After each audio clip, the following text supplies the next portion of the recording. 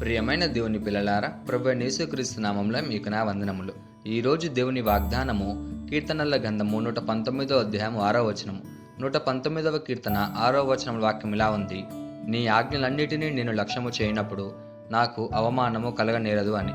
ప్రియమైన సహోదరి సహోదరులారా, మన జీవితంలో చాలాసార్లు మనకు అవమానాలు, నిరాశలు ఎదురవుతాయి. కానీ దేవుడు ఈరోజు ఒక గొప్ప వాగ్దానాన్ని మనకిస్తున్నాడు. నీవు నా ఆజ్ఞలను గౌరవించినప్పుడు నీకు అవమానము కలగదు అని.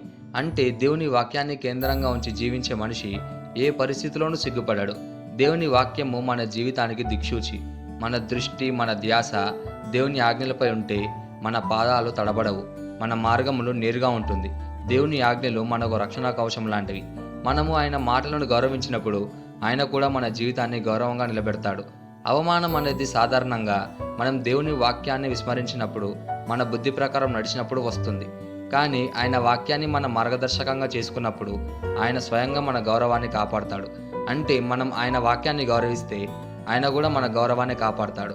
దీనికి ఒక గొప్ప ఉదాహరణ ఏలియా మరియు బాల్ ప్రవక్తల కథ. ఇజ్రాయేలు రాజైన ఆహాబు అలాగే రాణి అయిన యెజబెలు కాలంలో ప్రజలు దేవుని వాక్యాన్ని వదిలి బాల్ అనే విగ్రహాన్ని ఆరాధిస్తున్నారు. ఏలియా మాత్రం దేవుని ఆజ్ఞలపై విశ్వాసంగా నిలబడ్డాడు. ఒకరోజు ఆయన సవాల్ చేశాడు, యెహోవాయే దేవుడు అని. బాల్ ప్రవక్తలు ఉదయం నుంచి సాయంత్రం వరకు బలులు అర్పించి పెద్ద పెద్దగా కేకలు వేసినా ఏ ప్రతిస్పందన లేదు. ఏలియా దేవుని ఆజ్ఞల ప్రకారం బలిపీఠాన్ని పునర్నిర్మించాడు.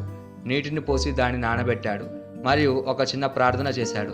దేవుడా యెహోవా, నీవే దేవుడనియు ఈ ప్రజలు తెలుసుకున్నట్లు నీవు సమాధానం ఇవ్వమని ప్రార్థన చేయగా తక్షణమే ఆకాశం నుండి అగ్ని దిగివచ్చి బలిని, రాళ్లను అలాగే నీటిని కూడా దహించింది. అది చూసి ప్రజలంతా నీళ్ళ మీద పడి యెహోవాయే దేవుడు, యెహోవాయే దేవుడు అని మొరపెట్టుకున్నారు. ఇక్కడ మనం చూడగలిగేది ఏలియా దేవుని ఆజ్ఞలను గౌరవించాడు. ఎంతగా అంటే కనీసం విగ్రహారాధనలో ఉన్న సమాజం ముందు కూడా భయపడలేదు. ఫలితంగా దేవుడు అతన్ని అవమానపరచలేదు, ఆయనను గణపరిచాడు.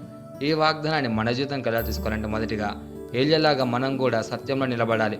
ప్రపంచం తప్పుడుదారిలో నడిచినా మనం దేవుని ఆజ్ఞలలో నడవాలి. రెండోదిగా మనం పరిస్థితుల మీద కాదు, దేవుని వాక్యాన్ని నమ్ముకోవాలి. మూడోదిగా ప్రార్థన నిలబడినప్పుడు దేవుడు మన గౌరవాన్ని కాపాడతాడు. నాలుగోదిగా ప్రజలు మన విశ్వాసాన్ని చూసి నవ్వినా దేవుడు మాత్రం మనకు సమాధానం ఇచ్చి నిలబెడతాడనే నమ్మకంతో జీవించాలి. దేవుని వాక్యానికి కట్టుబడి ఉండడం అవమానం కాదు, అదే మన జీవిత గౌరవానికి మూలం. ఈ వాగ్దానాన్ని మనం స్వతంత్రించలాగా మనం ప్రార్థన చేద్దాం. మమ్మల్ని మిక్కిలిగా ప్రేమించిన ప్రియ పరలోకపు తండ్రి, నీకే కృతజ్ఞతాస్తుతులు, వందనాలు చెల్లించుకుంటున్నాం ప్రభువా. ఈరోజు నీ వాగ్దానం ద్వారా మాతో మాట్లాడినందుకు నీకే ధన్యవాదాలు చెల్లించుకుంటున్నాం ప్రభువా. ఏలియాలాగా నీ మాటను గౌరవించి నిలబడే విశ్వాసాన్ని మాలో పెంచుము ప్రభువా. ప్రపంచం మా మీద నవ్వినప్పటికీ నీ వాక్యంలో మేము స్థిరంగా ఉండినట్లు సహాయం చేయము ప్రభువా. మా జీవితం నీ గౌరవానికి కారణంగా ఉండినట్లు మాకు కృపనివ్వు ప్రభువా. నీ వాక్యంను పాటించే ప్రతి ఒక్కరిని నీవు గౌరవంగా నిలబెట్టమని ప్రార్థిస్తూ యేసుక్రీస్తు నామమున అడుగుచున్నాం తండ్రి,